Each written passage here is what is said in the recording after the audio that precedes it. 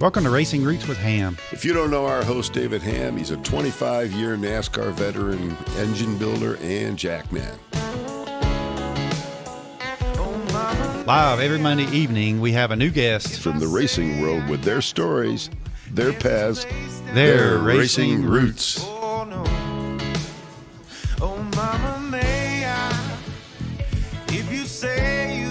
Sponsored by Jersey Cape Yachts. Check them out on Facebook, Instagram, Twitter, and their YouTube channel. Also on jerseycapeyachts.com.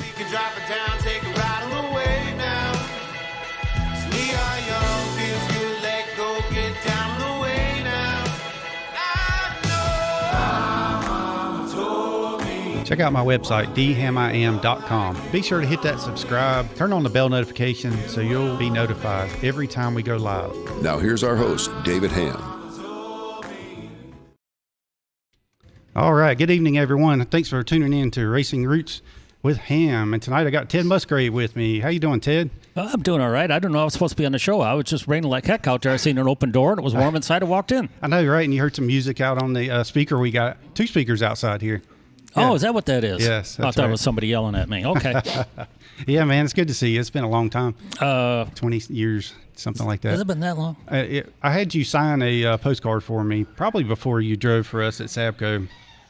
But yeah, it's been, you drove for us at Sabco in 98, I believe it was. 99. No, was it 99 or 90? You might have been right at 98, though. Something like that. I probably should have done my homework on that. That's close enough. Come on, man. It is, yes. But it's been over 20 years. So what you been up to? 6'1", 6'2". Oh, yeah. When you get older, you kind of shorten up. But yes. I always tell people I'm 6'1" and a half. Don't forget that half. Oh man, I've been up to a lot of stuff. Not just in the racing part of it, because as you say, when we got out of it, pretty much quit right there and got out of it. Mm-hmm. But, in the same time, my son has a marine business. I was helping him. I've been flipping homes. I've been doing all kinds of odds and end things too, and everything just takes so much time that, the world's passed by and all of a sudden you said, it's like, what have you been doing for the last couple of years? I'm like, my God, it's been a year already? Right. Yes. Oh. It seems like the older you get, the more the years fly by too, is what I found. Yeah, I found when I was in racing, I had more time to myself. Since I quit racing, it's like, oh my gosh, I got to get this done. I got to do this. I got to do that. And all of a sudden, I don't have time for myself no more. You know what? That sounds like my life because I retired from NASCAR about 2 years ago now from building engines. And you're busier now, I bet. Yes. See, I don't know what it is about it. Everybody says, oh, you retired? No, I sped up. I mean. That's it.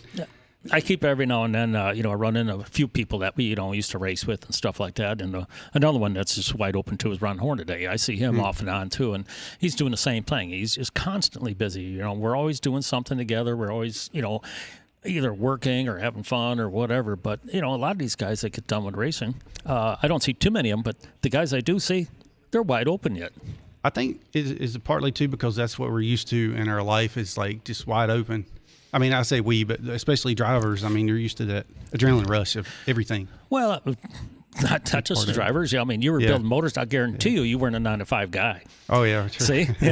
Your job was the same thing. A lot of times you were staying at the shop, building the motor. You didn't go home till you had it done or dynoed or this or that, get ready for the weekend.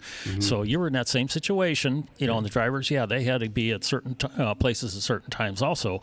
But anybody in the racing business, it's just not a 9-to-5 job. Yeah, and I was a jackman on the weekend, so it was like I used to joke about working 8 days a week, but it wasn't a joke. I mean, it really was. Yeah, you're true. So you had two jobs. You worked in the shop, and then you were actually on the road also. Yes. There you are. There's our lives. Yeah, exactly. So, and we got Phil Cavalli here with us, too. I actually got the Phil cam set up here. How you doing, Phil? Look at this. Doing dandy. How you doing? Good, man. And then back from Daytona. We got a few spectators out there. We got the Fosses, and we got Debbie, right? Yeah, they're all there. And we got Kiki and Giggles. Got the Cash over there. Everybody's busy. They're listening. And what's the bird's name? Giggles. Oh. Yeah, so Kiki and Giggles. When I first met them, I used to get them confused. Like, well, which one's Giggles? Which one's Kiki? I'm just saying, because they're both kind of good names. But, I'm just anyway, I better one flies, one doesn't fly. That's right, yes. Yeah, that's it. All right, so anyway, glad to have you. I do have a trivia question for you. And this might have been set up by one false. So who got the pole maybe Phil knows this. I know the question already. As soon as you said that. Oh man, he's probably done told. I swear. Oh no, he ain't done told, but it is a trivia question that I use often too when people ask about stuff like this. Maybe you can ask it, and maybe the people watching here, see who can answer it. Yeah, because we got R.D. Ford up in New Hampshire, Suzette is out in California, Scott Trevison, the beer man, is down in Florida, and I got a question to ask you about him. He's down in Daytona, but his dad. Well, before that. And then we'll let you ask a question. Rachel's in Charlotte. Phil's right here with us. Steve Baker's in Virginia. Brian Spencer's in Pennsylvania. Zach Benj, and Troutman, I believe. I don't know. I remember where all these people are from, but it's kind of a weekly thing. I'll tell you what. I'll take the beer man because he's in Florida. We can do two things at once. You got that right, we get sunshine and beer all at once. Let's go with him. Phil just got back from there. It was 81 yesterday, something like that. Beautiful over the weekend. Oh, shut up. The man's house. The refrigerator couldn't get it quite full because I don't drink their beer that fast. But he had a great setup in the infield at Daytona with scaffolding and cooking. We had gator bites and ribs. He had the smoker going, chicken. Yeah, I put on weight. Oh man! I thought I saw that. You know, we had rain, and rain. I know that's all we had here. And we still got it. It's been ridiculous. It's not going away. It don't look like. Well, maybe eventually the sun will come out tomorrow, as I like to say. I think I got that from somewhere. R.D. Ford's up in New Hampshire, and the Troutman family's here in Statesville. Carolyn and Brett and Lee and those folks. And Steve Knipe's back with us. Steve Knipe, he drove back in the day, and he worked at Sabco as well, my wife Tracy. And so Chad Hyder's up in Ohio, and watch him on the e-racing tomorrow evening. All right, so boy, there's quite a few people all around. Yeah, I mean that's you said some states there that is pretty cool because I think each and every one of them states have one of the racetracks I used to race at. There you go, and so they all know you, so they're looking forward to it. Jody Brooke, I don't know if that's good or bad. Yes, I think it's good. Jody Brooke, I didn't want to miss her too. That's one of Phil's friends there, and Jim Dooley's up in Virginia.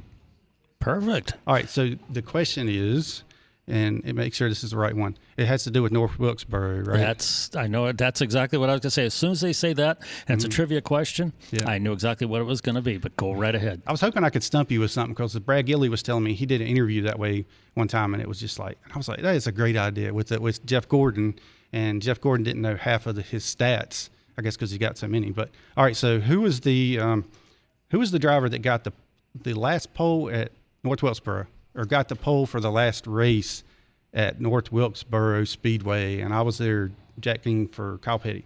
All I know is that it was my son's 10th birthday. Was it? That's all I can tell you. The same time? It was his 10th birthday? Yeah. The day of the race, September 29th. Oh, okay. Yeah. Did you take him to the track with you? No.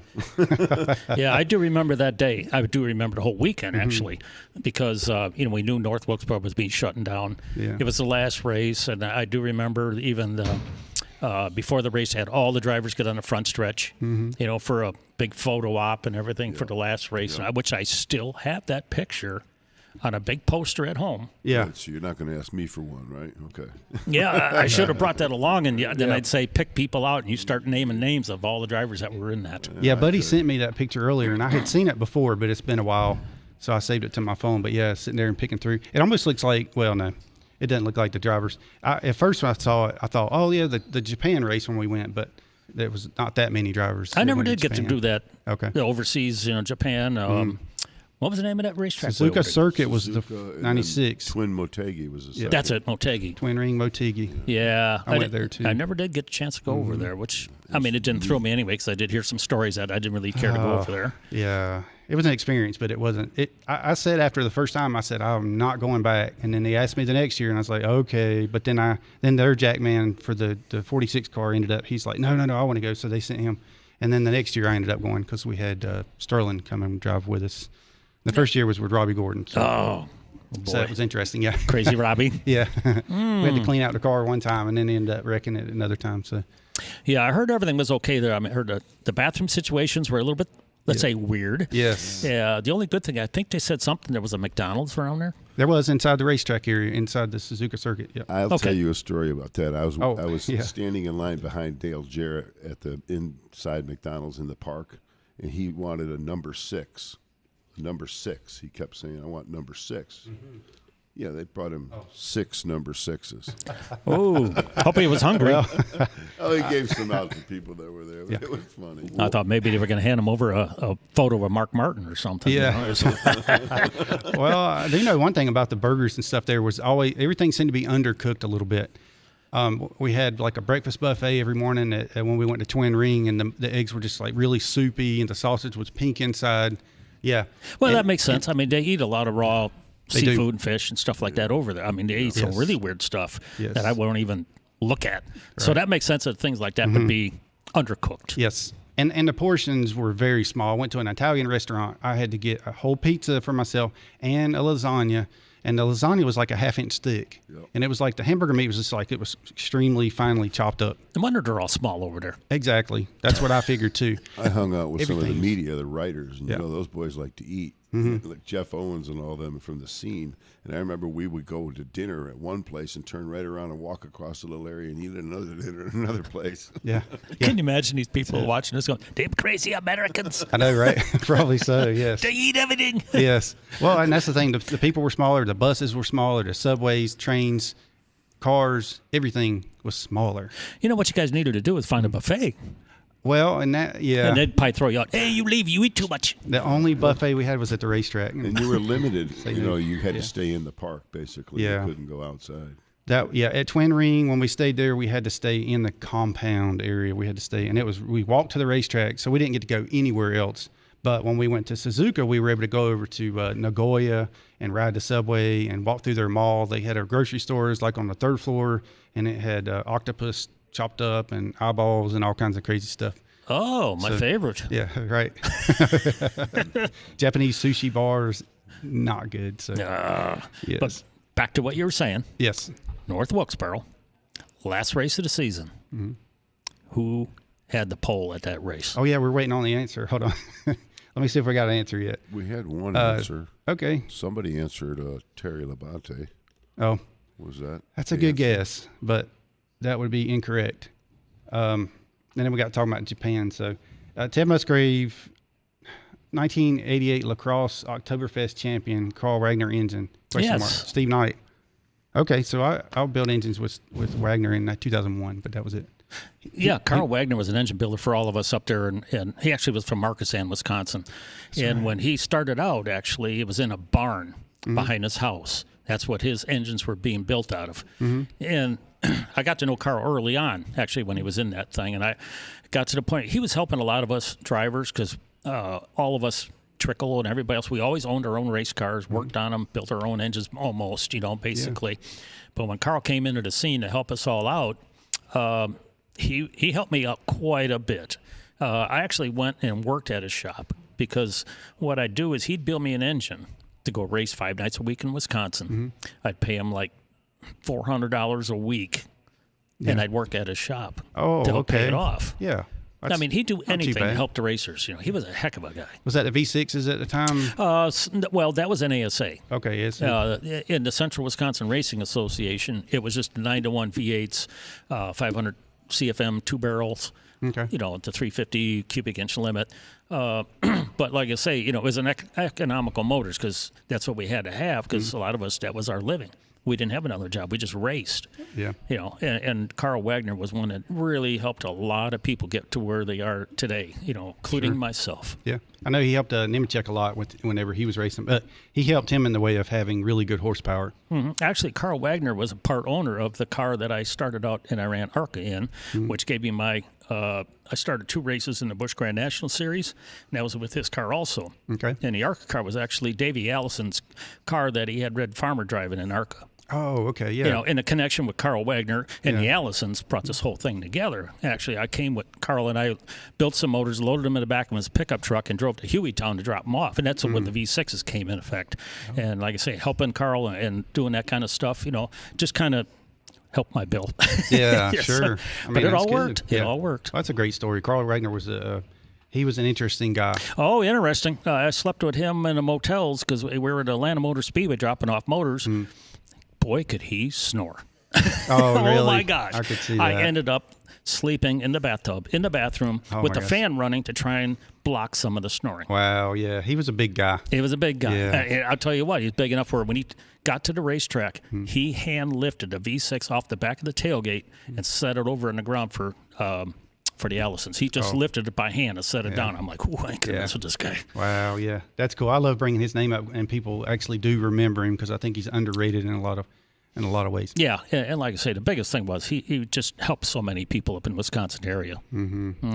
Yep. So we had a guest on that, and my uncle Randy says last poll Jeff Gordon, and my uncle Randy was with me at that race. Matter of fact, but he said a bunch of question marks. So no, that's still not the answer. So y'all keep guessing. Did anybody guess it? Phil? No, nobody else has guessed it. Okay. Yeah, let's go back through the books there. Yeah. North Wilkesboro was not one of my better racetracks. Oh, it was a unique track, though. It was very unique. I couldn't figure it out. I know nowadays what I should have done. Yeah. Because I talked to Eric Gant. Oh, is that right? He was really good there. Yeah. But after even the racetrack, went away and stuff, I finally figured out what I was always doing wrong there. Okay. In the race. Can you tell us? I know how to burn the tires up really bad. Oh, I can tell you now. I drive that thing down into one as far as I could possibly go. Yeah. Everybody else is letting off at the flag stand. Okay. Because it was going downhill and it was a tight turn one. Mm-hmm. And if you drove it in too hard, you could never get off turn two, and they'd always pass you back there. Oh, okay. Were you wearing your tires out more that way too? Was it just a... Well, remember how Kyle Petty dominated Rockingham? Yeah. How many times did you see him go out and qualify, and he'd left before the flag man? You're like, oh, man, he's slow. Okay. Bing, pole. It's like, go. how did he do that? He backed the racetrack up. And North Wilkesboro was the same way. You needed to do that. Because, like I say, you'd burn up your brakes, you'd overheat the tires and all that stuff, just trying to drive too hard into the corners, and that's what I was doing there every time. Okay. And it didn't dawn on me till the racetrack's gone. Oh, man, I know. That's terrible. The things, if you could go back, hindsight's 20/20, as they say. And, all right, so we don't have all right, I was going to tell you, or you probably already know this, but the other Wisconsin drivers, Alan Kowicki, Rich Bickle, Dick Trickle, Matt Kenseth, of course, Dave Marcus, Paul Menard, Travis Quapple, and present drivers Johnny Sauter, Tom Majeski, Josh Bilicki, Okay, yep. Yep. Derek Krause, and Natalie Decker.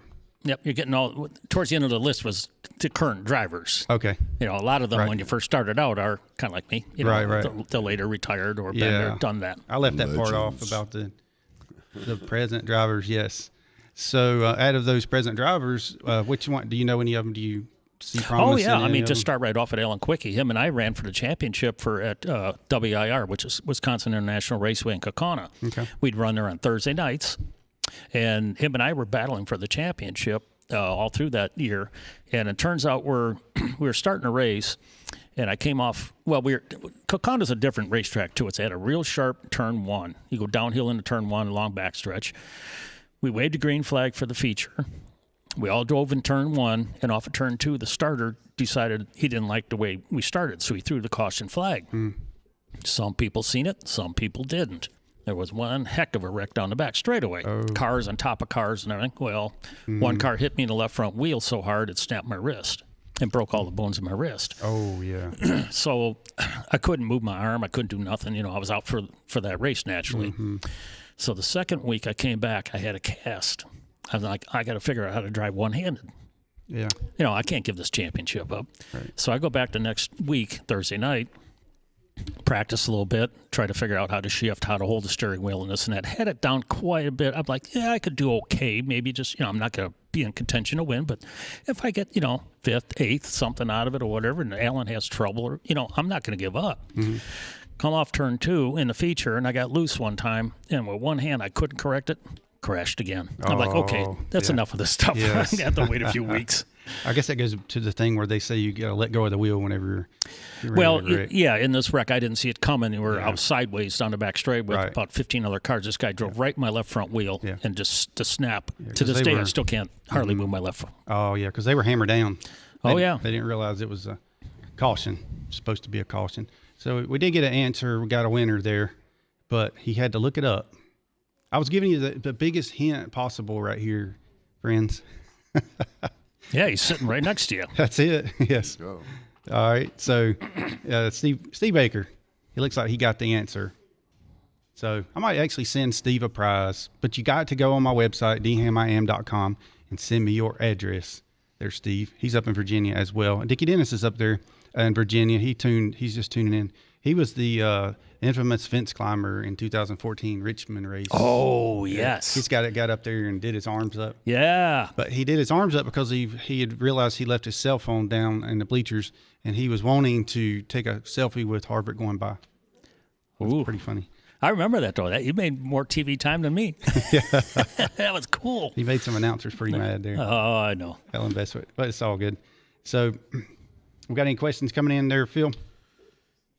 Yeah, the beer man wanted to know if you remembered his dad, Rich Treverson, working with your dad. Yes.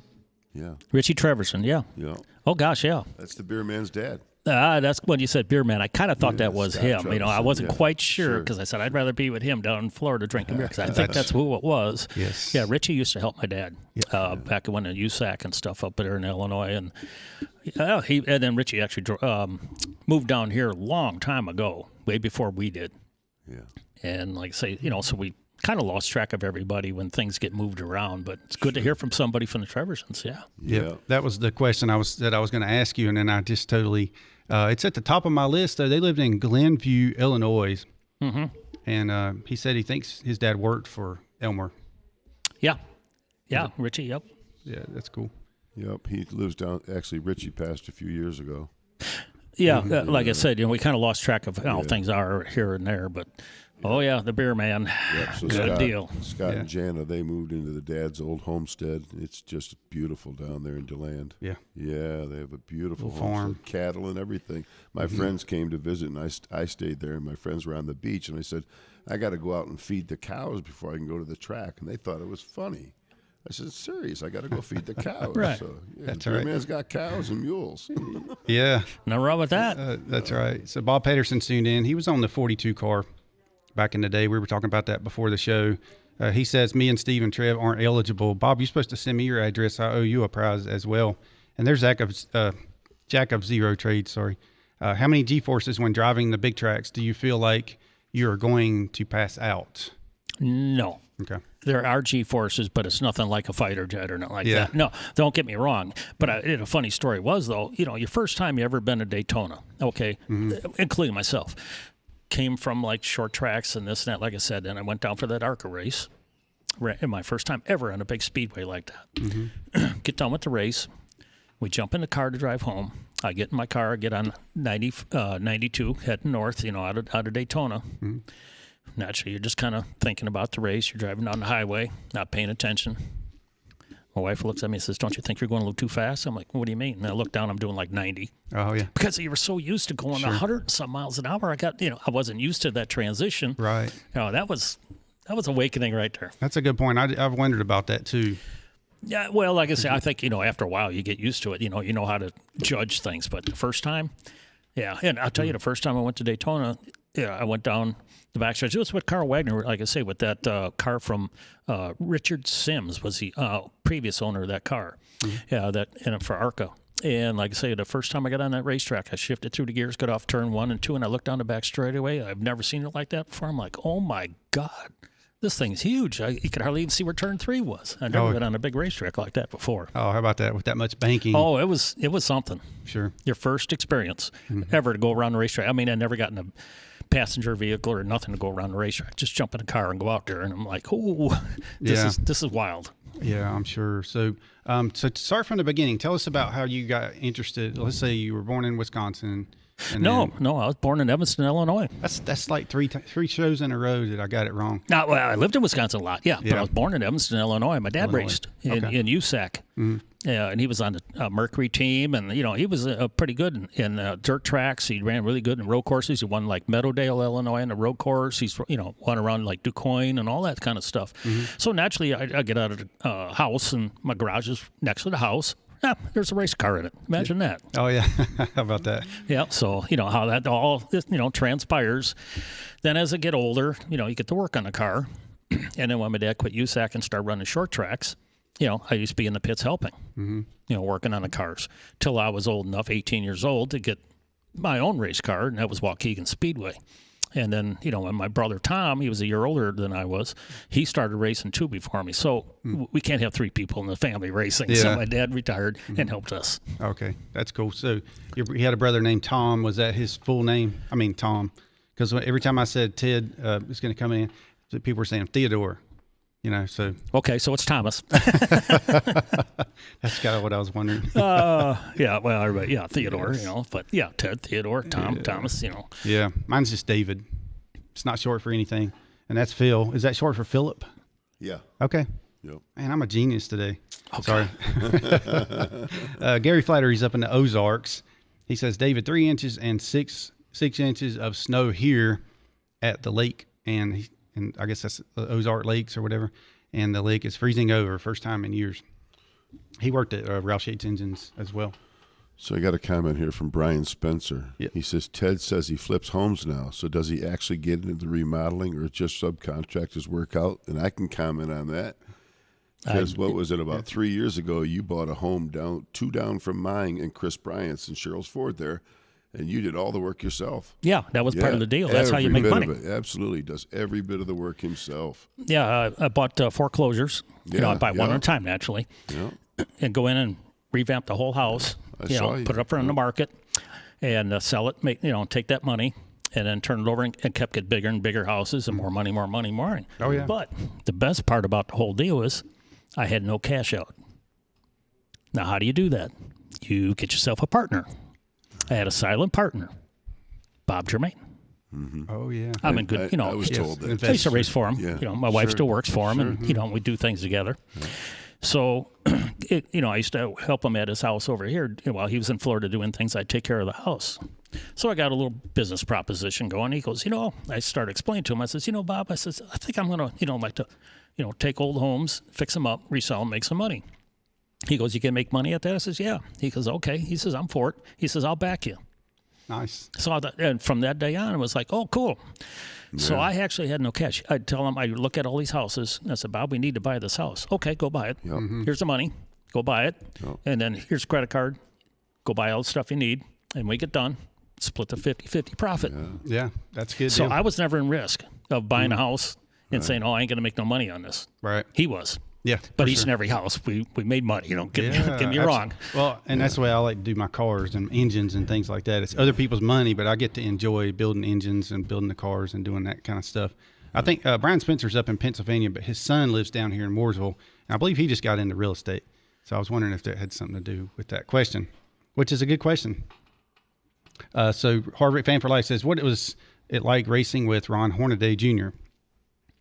Wow.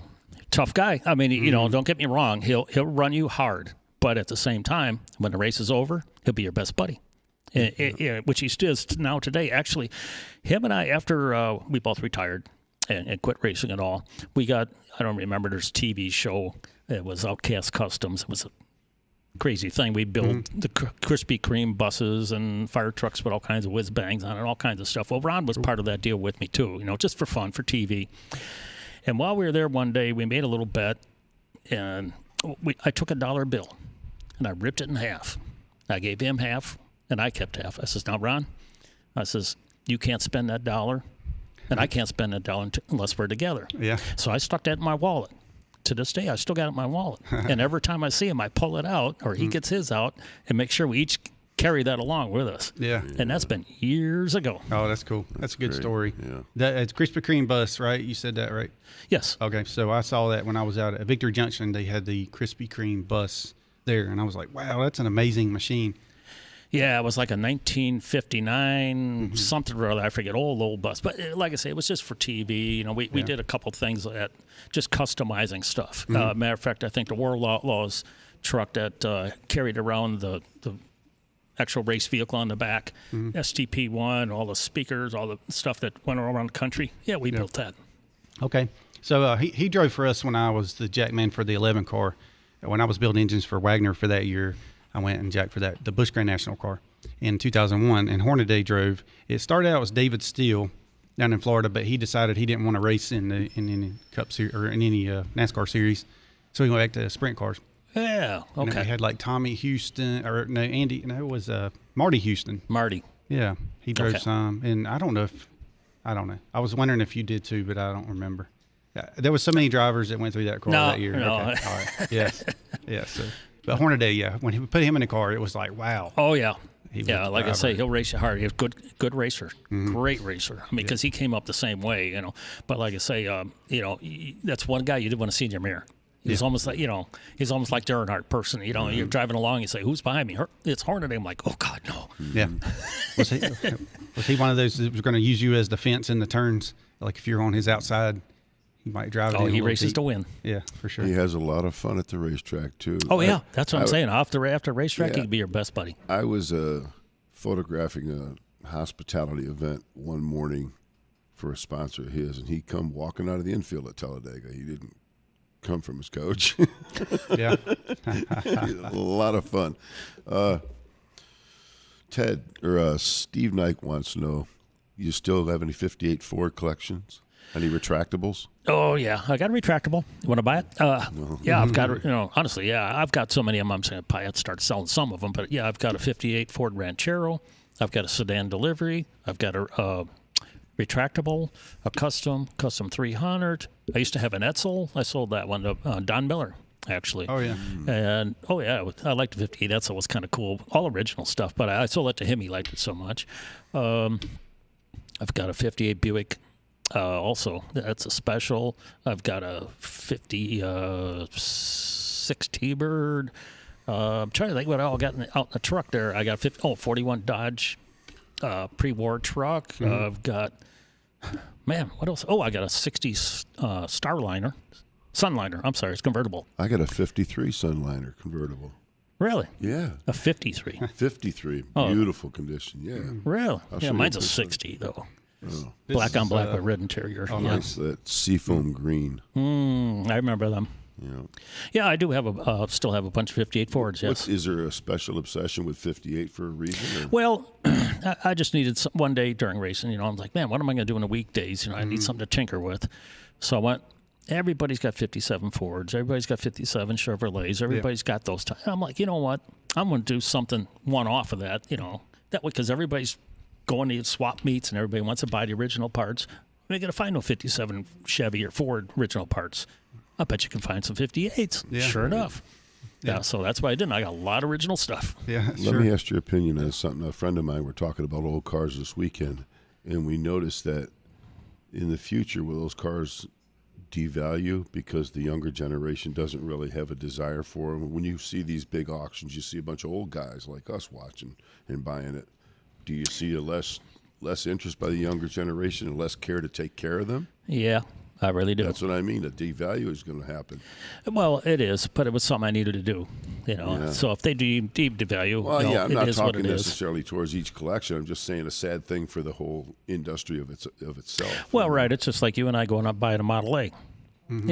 You can spend money on a Model A. It's kind of so far outdated. And yeah, right. The generations keep going. So as time goes on, if it's not a special type of a car, it's not going to be worth as much as it is, previously right now. Right. Yeah. I'm working on an engine for a 47 Buick convertible right now, but I'm trying to find parts for it. Good luck. Yeah, I know it is hard. Yeah, I actually the 58 Buick, I bought that out of Roswell, New Mexico. I try to find my cars that are rust free. Area 51. Yeah, that area, because I think it was A1 Auto Salvage at Roswell, New Mexico, was the name of the junkyard that I was at. And I bought it there and had it transported to Darlington, South Carolina, actually, and then I picked it up from there and trailered it home. Buick, it's pink, white top, two-door. Nice. Oh, yeah, it's a beautiful car. So when you're listing off your cars and stuff, it sounds like me and my tractors and things in my shop. But I've got a tractor, too, I restored. Price-wise. Yeah, I've got a 1914, I think it is. 1914. Farmall, yeah, F12. Oh, very cool. Yeah, I just got that restored, and that's it. I've never fired it. Got everything all done. Mm-hmm. Completely done, ready to crank over. You got turn back to magneto, you got a hand crank, all that kind of stuff. Yeah. I still have not even started the thing yet. You worried about breaking an arm?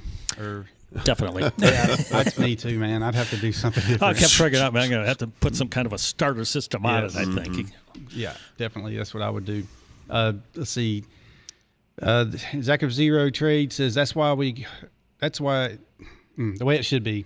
Good old racing, That's why I love Chase Elliott and Ryan Blaney. They have it in their blood, true to the sport. And Zach Benj is asking, what's your favorite track? Actually, my favorite track was Darlington, because that racetrack was more of a driver's. Everybody says driver's racetrack. It isn't all about speed. It's all about thinking. It's all about handling, how to take care of things. And I always ran good there too. I did win. I did become real close, trying to push Dale Jarrett out of the way once, for the lead and win the race. Just couldn't quite. The car was so tight at that time, I just couldn't quite do it. And I figured if I do get hooked on with both spins, some kid named Jeff Gordon was going to win. Oh, yeah. So he was a half a lap back. Yeah. But, I've come so close so many times, Phoenix and Martinsville and Darlington, a lot of places like that to come close to winning, in the Cup Series. I sat on a lot of poles, which goes back to North Wilkesboro. Yes. And the truck races I won a lot in. I think I won 16 or 17 times in that. But the Cup, I just always was just that shy away from winning. Yeah. Yep. That's what happens. Ted Musgrave is one of my all-time favorite truck series drivers. Brett Troutman says, thank you for that, Brett. Thank you. That's all the questions. Steve Baker says, I want to get a model or a truck body and drop it on a 4x4 frame. All right. There you go. That'll be good. So after your, how did you get your start into the Cup Series? Well, basically, it was getting back, knowing that I did run a little ARCA, and back then it was called I think it was the Grand National Series. I ran a little bit there. Excuse me. And, still running the ASA program. If you remember ASA, the American Speed Association. Yeah. I was heavily involved in that. Johnny Benson was one. Yeah, Butch Miller. You got Mike, Eddie, Ed Howe. You had all these people in there. And I was running that series. Well, there was an owner in that series named Ray DeWitt. Ray DeWitt gave me the shot in Cup because his driver, he just started this team, his driver was Rich Fogler. They never got a chance to run together because Rich got killed Saturday just before the race at, I believe it was Pocono. Okay. And this was getting towards the end of the year, and I know Ray DeWitt wanted to run 5 races that year. Towards the end of the year, he had a little bit of sponsorship to do it. So he knew I was, really trying hard to get in, the Cup Series. And, knowing him and seeing him at the racetracks and the short tracks kind of put a bug in his ear a little bit. Hey, how about, if you're going to continue, I'm ready, willing, and able to, try it. So we got together with Ray DeWitt and DK Ulrich, because DK's always been in the Cup Series. So those two all got together, hired me to drive for those 5 races for the end of the year, which I think my first race was Michigan International Speedway. So we went to Michigan. We went to a few racetracks that year, and I think it was kind of a hit-and-miss situation. I mean, my first Cup race, I qualified at Michigan. I think it was like 22nd, 24th, something like that in qualifying. Line up the race. I'm looking next to me. It's Richard Petty. I'm like, must not have done too bad right now. We ran like part of the race. Motor blew up. Went to the next racetrack, same situation. Qualified decent, same thing. I think we had engine trouble. We really didn't get off the ground very good. But he said, what I'll do with DK Ulrich, we'll come down here to North Carolina. He'll run the show, get some decent equipment, and we'll try to run for Rookie of the Year next year if you're willing and able to do that. I'm like, why not? I like this. This will work out. So that was my start through unfortunate situation, with Rich Fogler being killed at Salem, Indiana, I think is where he went to an open wheel car. And like I said, that opened the door for me to get in that car and start my series there. Yeah. Who was doing engines for you at that time? Do you remember by chance? I'm just curious because. I know a lot of times back in those days that the way we did the engines and we had different teams Dorton. that we would. Okay. Randy Dorton or Keith? Keith. Okay, yeah. Over at Performance. Yes. Yeah. Performance Automotive, Performance Engineering, something like that. Yeah. I think that's where we got our motors from for a while. Okay. Yeah, a lot of times for let's say the lower budget teams, you had parts that had miles on them. Yeah. Already from the other Cup teams that mileage out, and then they would sell them. Well, that's when it's just starting out, we didn't have any money hardly to do this, and that's what we had to do, and hopefully everything would stick together. Matter of fact, it was kind of weird because DK Ulrich was in good friends with the McClures, and Ernie Irvin's driving a 4-car at that time. Yeah. We went to Phoenix International Raceway. I'm running the race. we didn't have money for tires, really. Mm-hmm. So what DK would do is when Ernie would come in and pit, they'd take the tires off his car, they'd roll them down to my pit, and stick them on my car. There you go. Yeah, that's it. I mean, they're all wore out but they'd come, there they are, set of tires. So like, well, whatever. Yeah, that's and things have changed so much in the sport. But I know back in the day, it was kind of like you did what you had to do. Well, that was it. But you know what? We did make every event. That's a nice thing was we didn't come here and then all of a sudden 2 months later we come back. We did run each and every event. We skipped through. We did whatever we had to do. We didn't win Rookie of the Year. Bobby Hamilton did because Bobby's a good driver, and also he had really good financing and stuff with Country Time Lemonade. Yeah. TriStar was their company with George Bradshaw, and trying to remember from Pro Motor there. Yeah. Passed away, and it's a bad thing I can't remember the name, the engine builder there. Yeah, Rich. No, it wasn't Richie. No, that was. I'll have to think about it. See, when I'm not thinking about it, I'll remember. That's exactly what I'm doing. A great guy too. Yeah. Helped me out a lot. But they had some pretty good financial backing, and Bobby won Rookie of the Year. We gave him a run for the money, but we had fun at it. Yep, that's it. Yeah, I remember the cover to Winston Cup scene. They had you in little go-karts facing each other off. For the yeah, well, actually, it wasn't go-kart. You're exactly right, though. Yeah. We took 2 pit wagons. Yeah, that's what and it we was, crashed right. into each other. Yeah, we had them up on top of each other, and we were supposed to hang out. Yeah, that's exactly right. I do remember that photo shoot. Yeah. Yeah, so back in the day, that was Ted Knipe says that was several lifetimes ago. It does seem like it. Gary Flattery, Stephen, nope. Do you remember me from the parts room at Sabco? Okay, so I'll just go ahead and connect this, and I think that's what Stephen's talking about. But Gary Flattery went to work. Stephen Knight was the parts manager, and Gary Flattery went to work for Stephen Knight, basically. I think he was running parts and whatever. And then Gary got a job over at Robert Yates Racing, and he went to work over there in their heyday when Robert was they were winning a lot of races. And Gary went in there and worked in the dyno room. He calls me the hardest working man in NASCAR, but I always say he's the hardest working man. Yeah, he was the parts man over at Sapco? Yeah. Yeah, okay. Mm-hmm. Like I said, when I got there, that was a transition when Ganassi was buying in. Yeah. So I know the parts room didn't have a lot of parts. And what we were trying to do, and I can understand it, was Felix and everybody was trying to more or less run a lot of parts out of there. Be done with them. Don't buy anything extra, because the end of the year we're sold out. So it is what it is. Back in the day, we used to be able to walk back there in the Sabco parts room and just pick off the shelf whatever we needed, that kind of stuff. But then they got really stringent about it. And then, of course, they were starting to sell everything, so we had inventory of all the engines and that kind of stuff. But we had, of course, we had Kenny Irwin, and then he died at New Hampshire, and I was building engines for him at the time. So, do you know that I came that close to driving a 28 car? Really? Yeah, a lot of people didn't know that. Yeah. I was actually at Charlotte Motor Speedway during a test. Yeah. And I was with the Roush deal. And I was out there running around. I knew Robert was there with the car, the 28 car, because they were going to test also. Yeah. And I'd never seen it on the racetrack. Car was ready. All the crew guys were there. Everything's all ready to go. So finally, I was pretty much done at the end of the day. Rob comes over, and they said, you done for the day? I said, yeah. He says, would you mind taking the car out, shaking it down for us? I'm like, okay, why? Well, Kenny was supposed to be there. Mm-hmm. Never showed up. Yeah.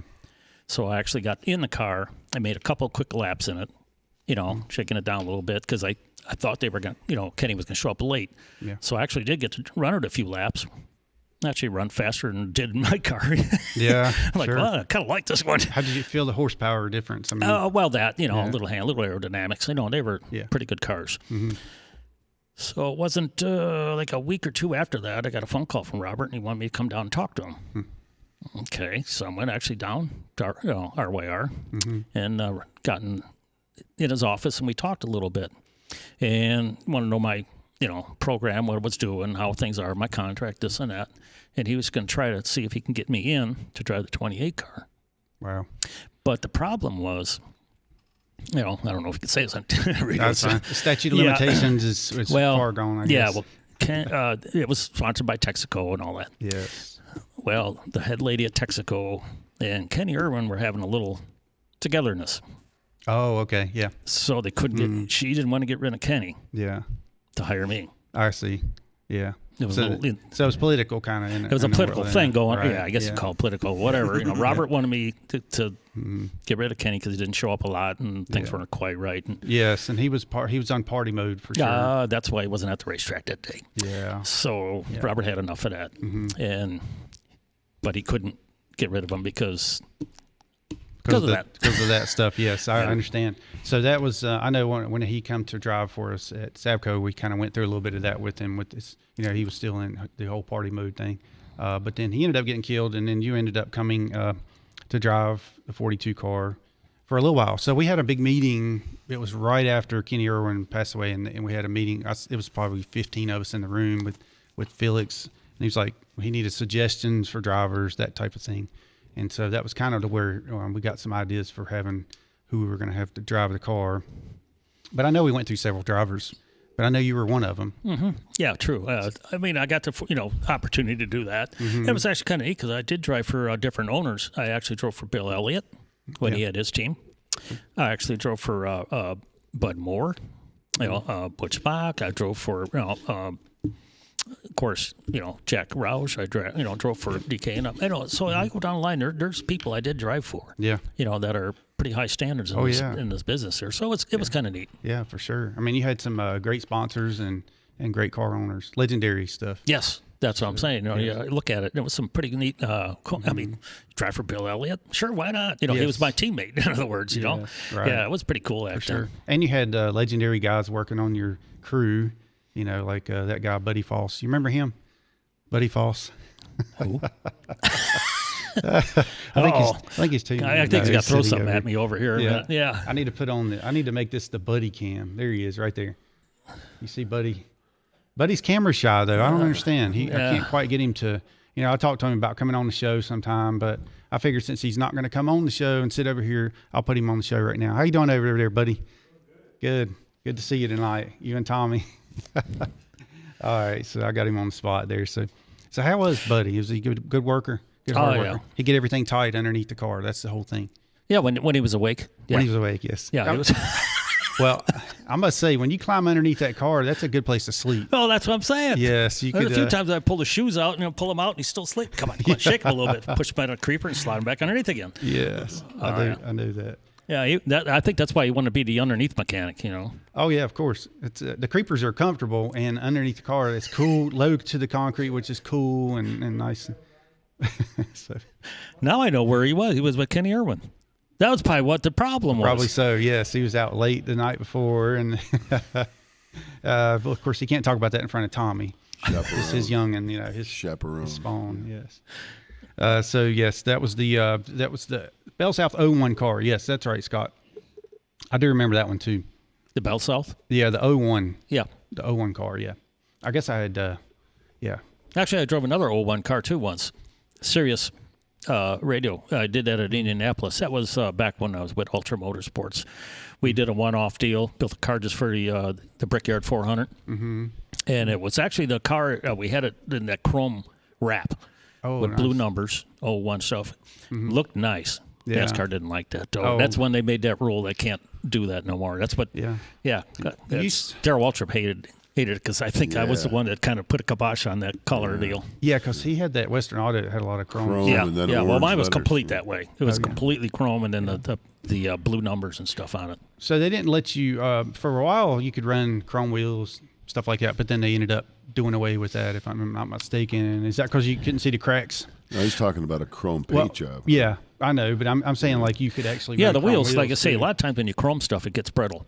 Yeah. And not only that, the chrome was slippery too, so wheels would actually spin on the rim and get out of balance. Also, there were some ideas that look kind of neat, but then again, at the same time, there's some things he really didn't like about it. Yeah. Okay. They're easy to clean though. Yeah. So how about if we flash forward to yesterday? What'd you think of the Daytona 500? Oh, did he get to run that? Yeah. Oh, come on, Nina. I was asleep. I was asleep by then, man. Good thing you have DVR. Just tape that for me. I watched it this morning. I think it's neat. First part. I mean, that's a great deal. I mean, have Michael McDowell come up and win that deal like that, but he ran good all day. Don't get me wrong. It isn't like somebody that ran 26, made it through. Yeah. No.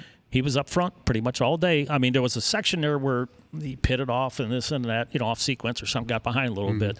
But it's great to see a team works just as hard as all the other ones come up and win a race like that. He was in position, and when it mattered, that's what he had to do. I mean, he was in position. He earned that thing because he was up there, and it's just cards fall your right way there. Yeah. Well, the cards. I figure Michael, being such a man of faith, when those two Penske cars went like this, part in the seas, like a part in the seas, and Michael McDowell goes for the win. You know, I heard that everybody's like, "Oh, he wrecked these guys to go win." No. Well, let's go back. 2 years ago? What did Austin do? Austin do. He knocked out Eric Amarillo to win. The Daytona 500. You're going to do what you got to do to win it. Exactly. Simple as that. It's a Daytona 500. You know, it's not do it. I mean, you're not going to intentionally wreck somebody, but you push. You do everything you can possibly do to win. Right. No, I thought it was a great deal. I mean, it's great for that team. Drew Blickensdorfer was one of my crewmen back in my truck series. Right. Yeah, Drew used to work for me. Sure. He was my front tire changer. Mm-hmm. Okay. Cool. So he goes from front tire changer, winning crew chief on the Daytona 500. How about that? Yeah. When I was building engines for Kenseth in the 17, he come in there and hung out with me a little bit. Done that too, yeah. And actually, when he worked for me, his name was so long, Blickensdorfer. A lot of people couldn't even pronounce it, so we just called him Lickety Split. That's good. Yeah, why not? Tommy Foss has a question for you. He says, ask him about the airplane that hit the trees. Ooh, bad deal. We had we were flying along to Talladega for a test, and it was like a test day. And you don't naturally Talladega's rainy, foggy, and stuff like that a lot of times. Yeah. So I'm in the airplane. We had Jimmy Fenning. He was in the co-pilot seat. Buddy Parrott, I believe, was along with me. We had a couple of people in the plane. The plane was full. It was a King Air. Excuse me. So we probably had 7 passengers. Yeah. It was Mark Martin's. Yeah, it was Mark Martin's pilot, but Mark's plane we used was either being annualed or something, so it was a rent-a-plane. Well, we came in to land at the Talladega Airport right behind the Speedway, and like I say, it was foggy. We're sitting back there, and we're descending, and you can't see the ground. I'm like, well, okay, they know what they're doing. They got radar. They got everything on board. And all of a sudden, I know we were getting close to the ground because they said, okay, we're landing here very, very shortly, So I'm looking out the windows, and all of a sudden I hear bing, bing, bing, bing, bing, and I look out the windows, I see treetops. Oh, no. Hitting the plane. Oh, gosh. We were off of the runway by about, 200 feet to the right, coming from the south. Yeah. We're going to land in the trees. The pilot was off. Wow. Yeah. Man. Yeah, and he instantly throttled up, pulled up, but not before we had quite a bit of damage. We almost crashed in the trees. With all, like I say, with Buddy Parrott, Jeremy Fenny, we had everybody on board there, and that was a really bad deal. We pulled up, and we made our beeline over to the Birmingham airport, the big airport, and that's where we had to land. Even though we had ILS and all that stuff, we still went over there and landed, and there was so much damage in the plane that we couldn't take off anymore. Actually, the FAA had to come out, file a report. The wings are damaged, oil coolers got sticks stuck in it, and all that good stuff. Oh yeah, it was. Wow. At least you had the Parrott luck on board with you, right? Oh yeah, kind of, sort of. And we had Talladega. It was cursed anyway. The Speedway. That's what I'm saying. It was. Yes. We were so close to just crashing in the trees. Yeah, because we landed. They have rumors that was an old Indian burial ground or something. Right. Exactly. Yeah. Yep. And so we landed there on the Race Day Express. Every time you say DK Ulrich, I think about this because Diane. She had the Race Day Express planes. Yeah, Diane Sawyer. Yeah. Yeah, and so some of those were very skeptical planes. Anyway, always dripping oil out the back and whatever. So we landed there one time, and we hit the runway so hard because it's a short runway, so we hit it so hard, all the oxygen masks fell down. And then when we got off the plane, it was like kiss the ground, And then whenever the plane was taxiing around, it blew out the windows in the airport, whatever you call it. Oh, I remember that. Yeah, yes. Yeah. But I flew with DK quite a few times in my freshman year in Cup. Yeah. And I remember a couple times, we took off one time, and I think it was to Richmond or Dover. I'm sorry, it was Dover. We took off, and we got up in the air, and one of the clamps for the turbo come off the motor. Oh, no. Yeah, we had a quick descent. We only run on one motor. Had to make emergency landing in Greensboro. Another time, our landing gear wouldn't come down, so we had to actually go and shake the plane, like drop real hard and pull her up real hard, and keep trying to slam till the wheels came down. Oh, gosh. There's more. Oh, there's a lot more I could tell you about. But let's just move on. That flying stuff. Oh, yeah, that wasn't my. Every time we went to a racetrack, I was almost going to take a cab. It was not safer. Yeah, and that's the thing too. Just about every weekend, it seems like we're flying somewhere. And so yeah. And there's a lot of airplane traffic. I know that the guys that come back, I think it was '94, whenever they had the plane crash at Charlotte. And those guys, I was texting with John Bryan was a friend of mine at the time. Well, he still is. But their plane landed like right after the plane crash happened at Charlotte. I was driving around the airport at the time, and I felt this just big gust, and it was one of those, and it just started pouring down big time. But anyway, so the Race Day Express. Imagine if that plane just got, we always thought it'd have been a bad deal anyway, but just to lose like everybody. Anyway, yeah, well, enough about airplanes. So. I got a name for you, Ted. A mutual friend of ours, and I've talked to him recently. Father Dale Gruba. Oh, really? Yeah, he's doing all right. He had a minor cardio infraction a couple of years ago that set him back. Minor heart attack, and everybody was worried. He came through just fine. He was so upset that he couldn't go to Slinger. He went for years and years. Oh yeah, And he's a fellow photographer and priest up in Wisconsin. Good friend of Ted. So. Oh, gosh, yeah. Father Dale Gruba, I mean, he was just the staple of up in the CWA, Central Wisconsin Racing Association. He was our mainstay. He'd go to all the races. He had his little column in the Midwest Racing News. He just something else. I'm telling you what. Fellow photographer, too. He'd come down to Daytona year after year. Yep, real nice guy. He'd come and say the prayer for the 600 up in Humpy Wheeler's office every year too and stuff. Real close in the racing community. He was real close to the Allisons too. Yeah, very close. He wrote a book about Alan Quickie. Wrote a book about him. Mm-hmm. Yep. Oh, that's cool. Who was your favorite photographer? Any of them. Probably Dorsey. If they're Patrick. taking a picture, they're my favorites. I like you. He liked Dorsey Patrick. You remember Dorsey? I'm sorry. Dorsey Patrick. You remember her?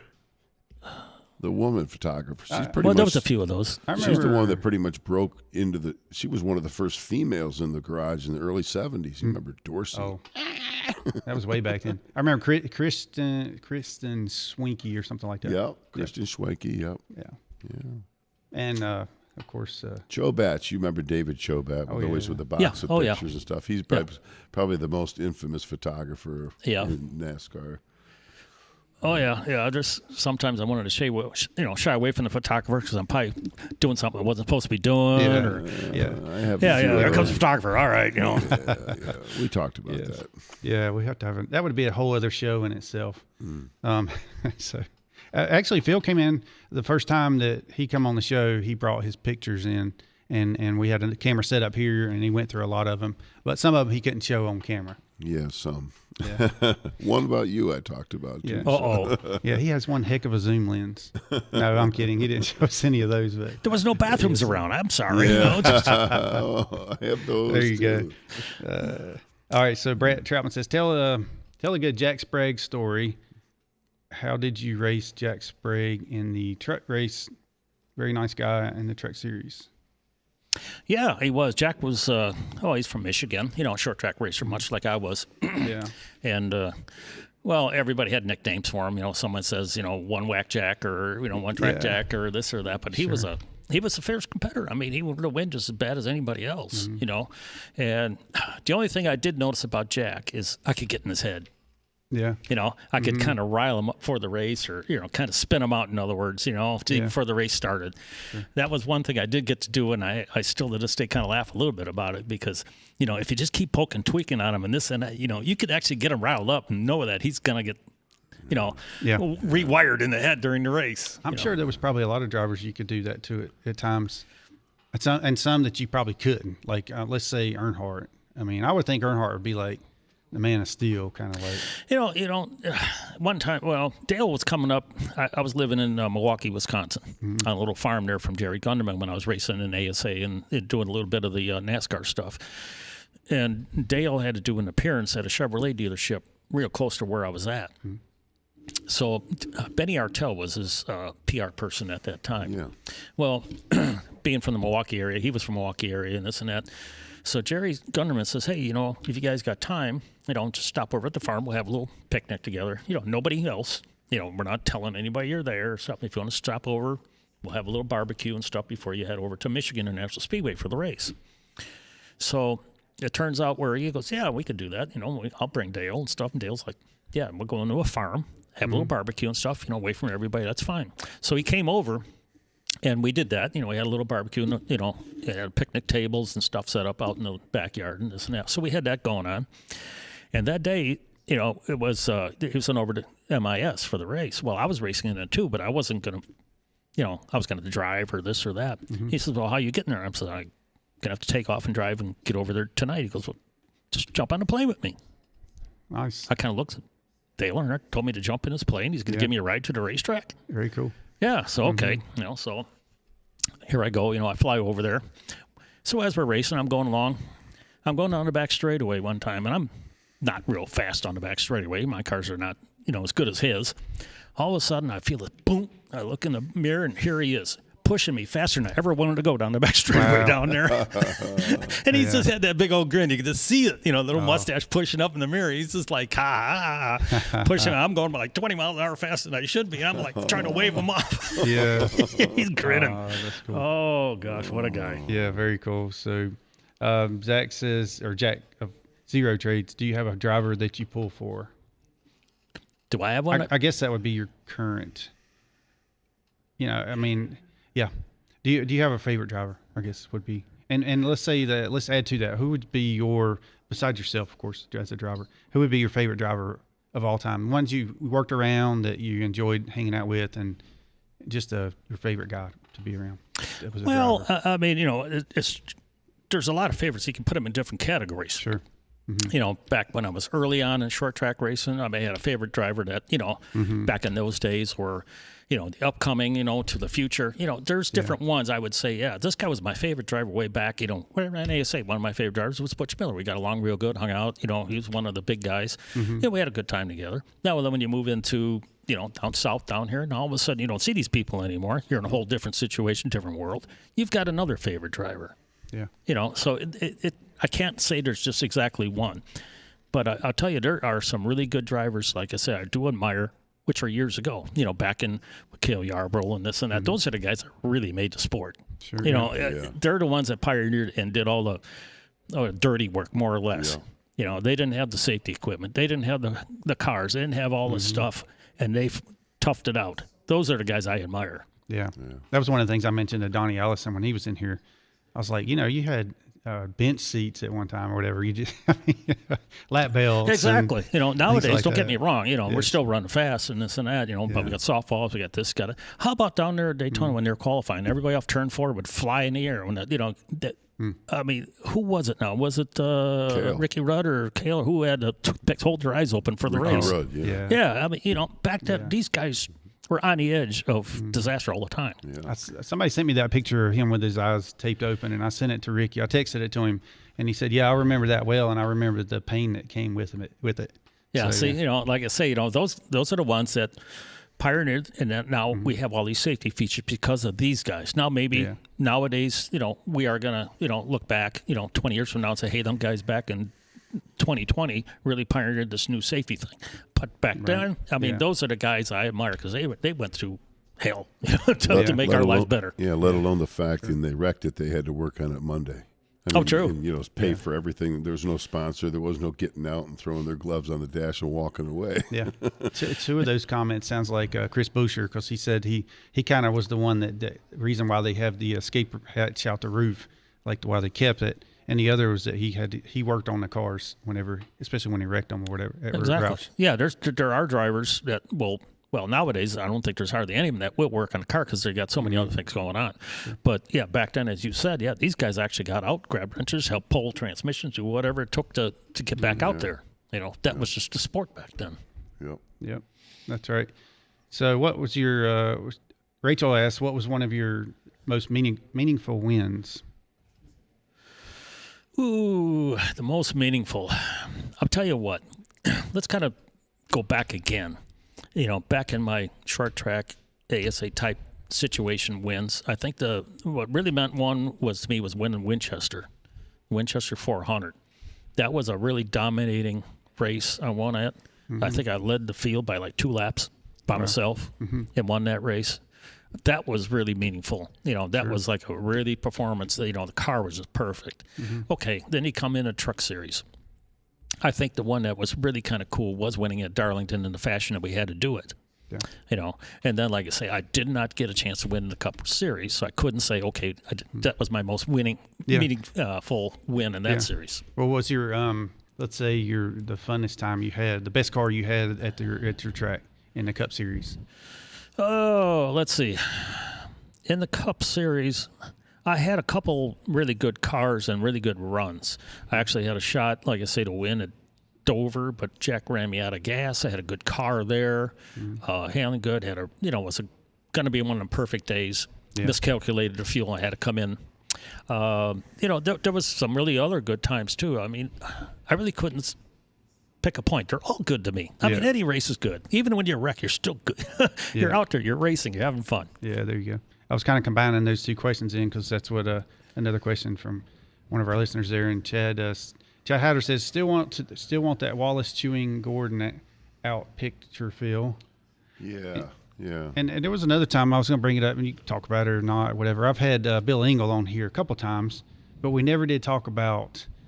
Apparently he got into it with you one time. He was kind of hot-headed at times. I was at Martinsville, and he was a crew chief for Ricky Rudd at the time.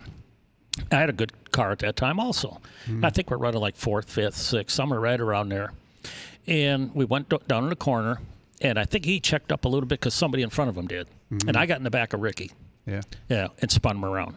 And just getting towards the end of the race, I think, it was like 20 to go or whatever. So we finished the race. I think I was in the top 5 or whatever, because I had a good car at that time. And I come down pit road. You stop the car. And, first thing you do, drivers, you stop the car and you put your window net down, and then you reach over, you're taking your gloves off and unhooking a helmet. And I did that. I still had a helmet on and stuff, I believe. And I turned back up to look out the window to grab, the bar to get out. And as I looked up, boom, in come a fist. Wow. And it was from Billy Ingle. He was mad at me because he thought I took him out intentionally. Yeah. Yeah, it's like, really? Okay. So he gave me a black eye. Oh, wow. Yeah, I'm like, and he yelled at me about it. I'm like, didn't see this coming. Yeah. So I get out of the vehicle, I walk over to the Nascar trailer and explain this to him. So we had a little meeting. They fined him, I think, $200. Yeah. So what I told, I think at the time, I'm not sure who was running the head of NASCAR at that time, I says, okay, tell you what, here's my credit card. I'm going to start pounding on people. Just start adding it up. Yeah. Right. It's $200 a hit. Yeah. I'm having fun. I know, if that's all it is, right? Yeah, well, he was a boxer at one time too. So yeah, I mean, it was big, and I'm defensive. I'm sitting in the vehicle. At least let me get out. Yeah. And swing back or something. But yeah. Speaking of being in the NASCAR trailer, I've been there a few times. Oh my God. Oh yeah. Oh yeah. That's funny. One was I went down to Daytona in Truck Series, and they put these wickers on the front of our fenders. These little 90-degree. They stick out, like spoilers, to slow them down, push more air. So we're down there for qualifying, and Wayne Auten was the director of the Truck Series, and he was out on pit road with a pair of duckbill pliers, and he'd look at everybody's fenders, and make sure everybody's was 90-degree. Well, I had a fast truck in practice. Scott Riggs and I from Ultra Motorsports, we had good trucks, good fast trucks. So I'm kind of looking at this thing, and I'm next to go out. So I'm buckled in the truck, helmet on, ready to fire it up. And all of a sudden, he sticks his hand out and stop. Don't take off. He takes these duckbill pliers out, and he starts pulling on my wickers to push them forward. Oh, man. And I'm kind of like, what in the world are you doing? Yeah. And my crew chief, Gene Needs, over on the pit wall, and he could see him getting red hot, screaming and yelling. And I just kind of put my hand up like, don't worry about it. I got this. Yeah. I took off down pit road, went through the first gear. Second gear, you come up by the wall. Usually come out of pit road. You come all the way up by the wall to make the track as round as you can. I got it where I just got real close to that wall and knocked that wicker flat back. My first lap of qualifying was 192 miles an hour. Oh, my we were gosh. faster in a cup car. G&D comes over, he goes, shut her down. Don't take a second lap. Wow. So anyway, I come in the pit area, and naturally, I'm impounded. You know, officials are all around the car. Sure. The truck, excuse me. Yeah. And they wanted, you know, so anyway, I got a little bit of trouble on that one a little bit. So I explained to them, I said, you know, you go first gear, second gear. I said, got a little loose. I quick corrected. I got in the wall a little bit. Yeah. You know, continued on. So it wasn't until the next day they let my truck out of impound, but I had to go meet with them. And they said, you know, we should put you this back of the pack as the car or the truck did not come back after qualifying like it left the racetrack. Okay. I said, exactly. I said, oh, okay. I said, does that mean when Jeff Gordon got the pole at Indy, when he came off turn 4, slapped the wall a little bit in qualifying, bent the spoiler back in the quarter panel? Remember he sat on the pole? I says, did you take it away from him then? Right. So they looked at me and says, don't ever do that again. Get out of here. Well, and that goes to the whole thing. Was that a Ford at the time? No, I had a Dodge. Oh, okay. I was just thinking about how a lot of times Fords seem to have a disadvantage. Or it's like NASCAR didn't want the Fords to do as good for whatever reason. I don't know if he's mad at Roush or what the deal was, but just always had that feeling. I don't know. There was just, I don't think they had enough support or something, because I know the Dodge manufacturers, I mean, I know what support we were getting, money-wise, technical-wise, and all. That's the same thing, but David Dollar had the race team there with Dennis Setzer. Chevrolet was the sponsor and stuff. They were pouring money into. Ford wasn't really putting that much money in at the time, I don't think. Yeah, okay. Well, that kind of explains that. And I know with Robert Yates' power back in the day, a lot of times they were trying to slow them down. They weren't taking, well, they was doing different things with their spoilers would be taller, different angles and all this kind of stuff. There was a little variations because it was variation. They didn't have the common template back then. Yeah.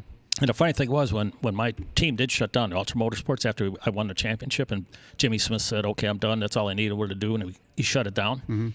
Well, that was like 2 weeks before the race. We had already started building Fords because Dodge pulled out.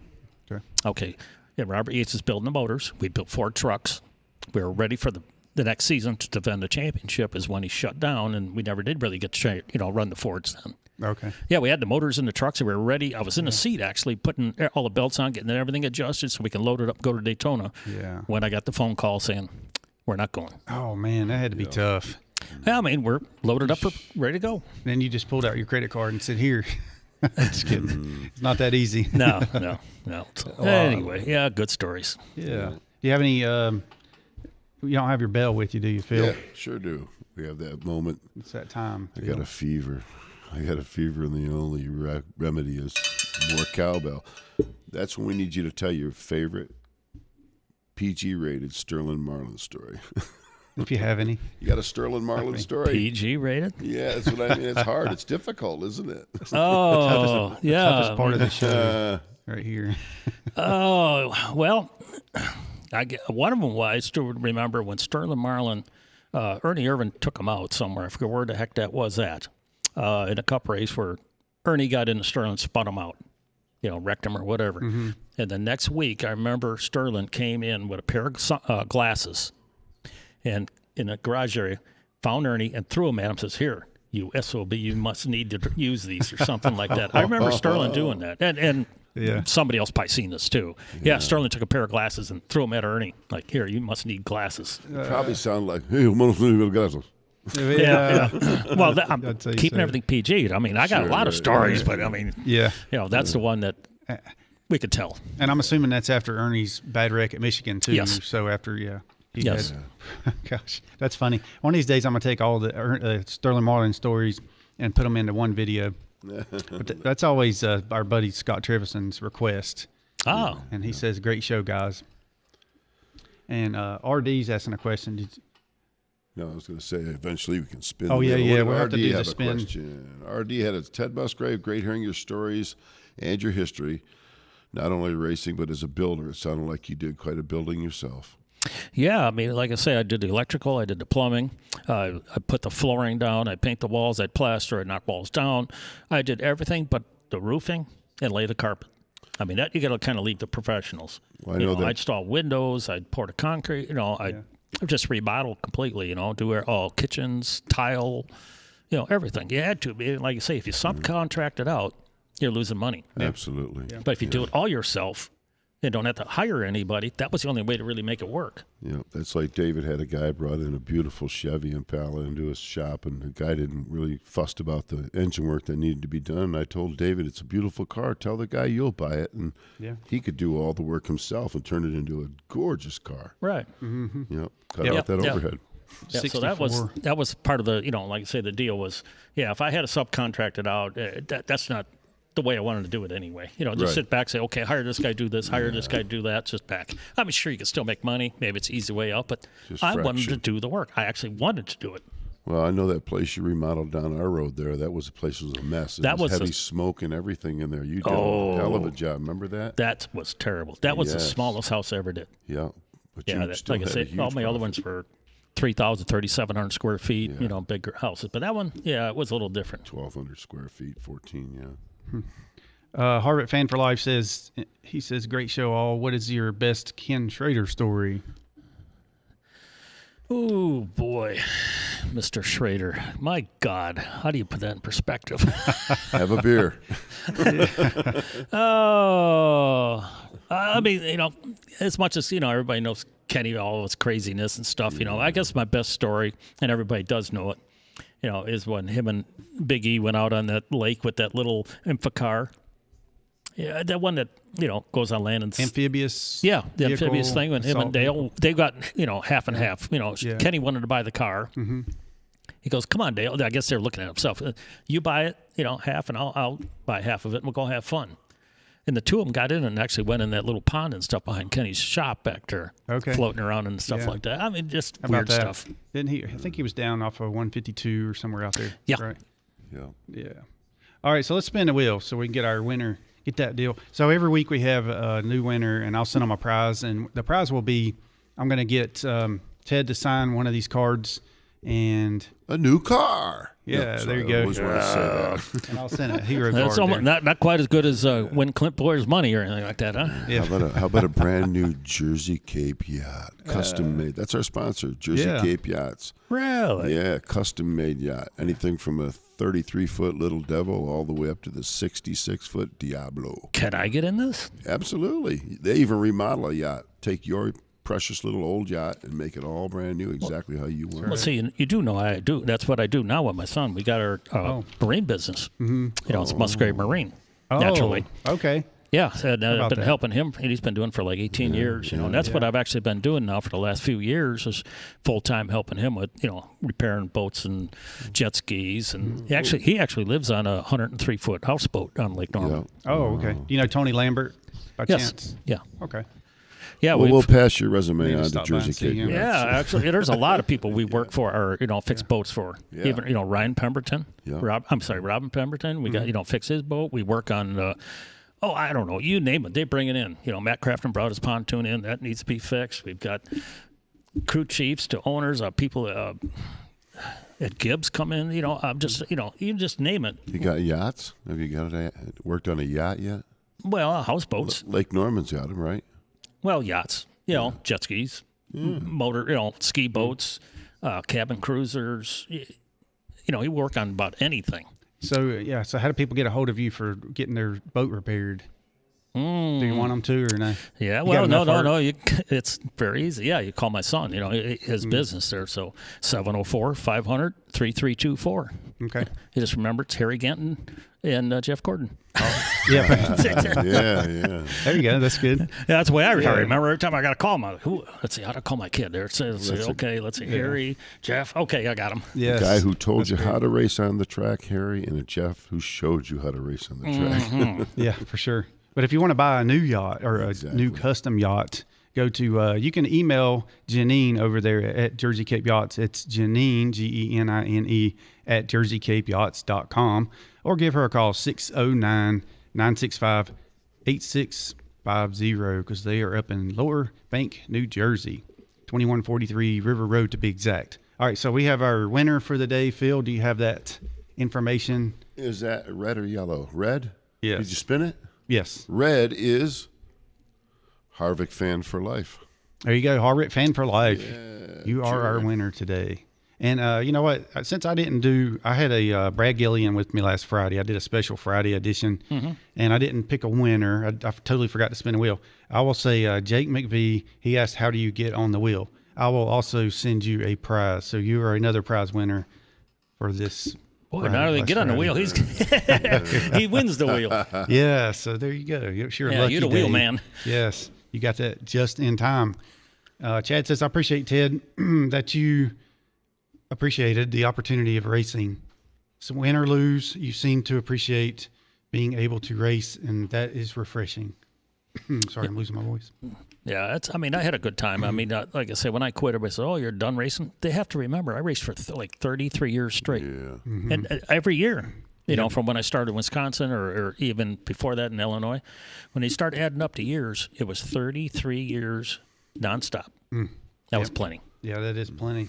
And I know I recently retired, but I was in 25 years in NASCAR. But people say, do I miss it? I say, well, I miss some of the things about it, but I don't miss the traveling. I like to be at home. Yeah, you get wore out sometimes. You know, it's about time, like I say, it's like, okay, enough is enough. Let's bring in the younger generation that like to travel and have a little more fun. You know, I've been there, done that. Yes. Well, I'm not quite done. I'm hoping to go back when things loosen up a little bit. He just thinks he's young. Well, he thinks he's 16 again. There. Yeah, I'm not totally surprised. You're scaring me because I'm in my 33rd year of it now. So I'm not quite ready to come off yet.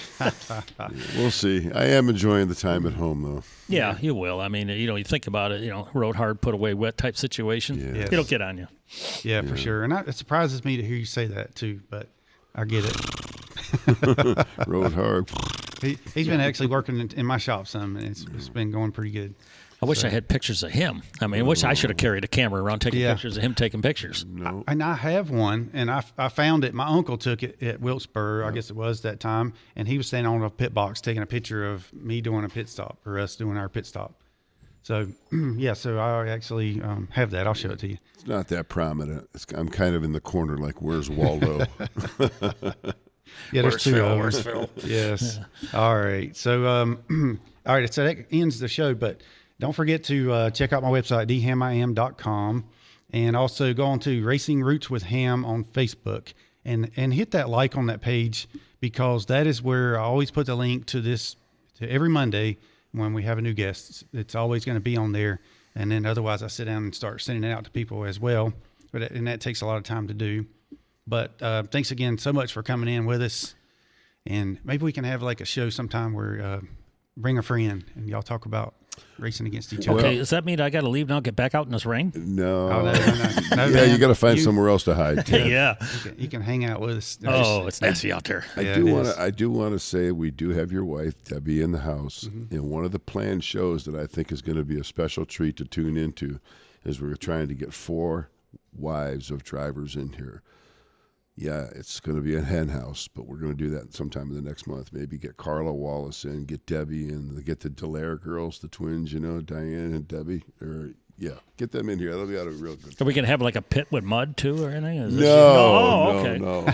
For goodness sakes. Limited access. I had a visual there for a second. Oh my God. Still got a social distance, Ted. That might be the after show. Yes. Yes.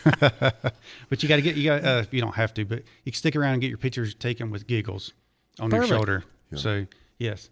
All right. So that's it. Thank y'all so much for tuning in, and tune in next Monday. I forgot to get a guest for next Monday. Working on it. So we'll get that, and then I'll put that on the page as well. But don't forget to hit the like and subscribe, of course, and go back on here and comment and ask any questions you want Ted to answer, and I'll make sure to send that question to him, because I'm sure we maybe missed a couple or so. So anyway, I'll see y'all next time. Tune in tomorrow morning on WAME Radio. I'll be right here from 6 to 10 with the Billy Buck Morning Show. And thanks, Billy Buck, for letting us use this studio. Y'all have a good night.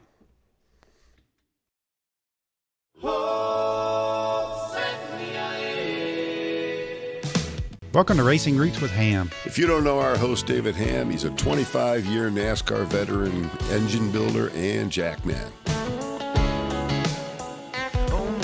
Live every Monday evening, we have a new guest From the racing world with their stories, their paths, their racing roots. Oh, no. Oh, mama, may I? If you say you think Sponsored by Jersey Cape Yachts. Check them out on Facebook, Instagram, Twitter, and their YouTube channel. Also on jerseycapeyachts.com. You can drop it down, take a ride on the way now. We are young, feels good, let go, get down the way now. I know, told me. Check out my website, DHammiam.com. Be sure to hit that subscribe, turn on the bell notification so you'll